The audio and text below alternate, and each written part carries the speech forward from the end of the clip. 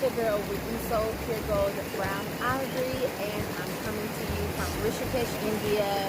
I'm sitting at a waterfall that's up the hill from the guest house that I'm staying in, and it is beautiful. It is so beautiful. It's so relaxing. It's cool. It's calming. It's about 9:45 in the morning here.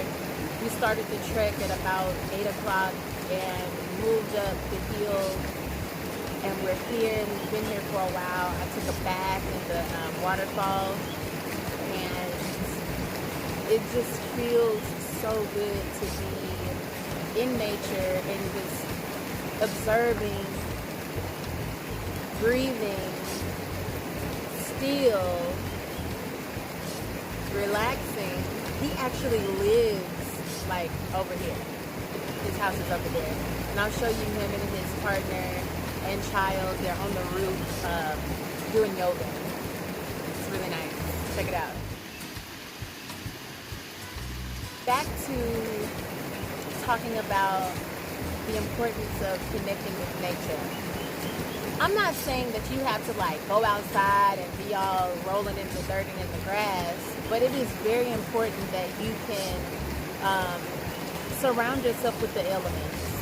Even when you create an altar or create a meditation space, just in your home period, it doesn't matter where you live, having the elements present is very important to create a Zen atmosphere, to create the Zen energy.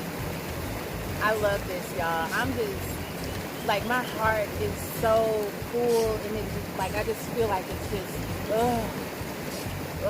As you can hear the water in the background, being able to just listen to the flow, breathe with the flow, and like let yourself go and become one with the flow of the water, just the sound of it, using your 5 senses to connect with the elements. Does this make sense? Let me know if this makes sense to you.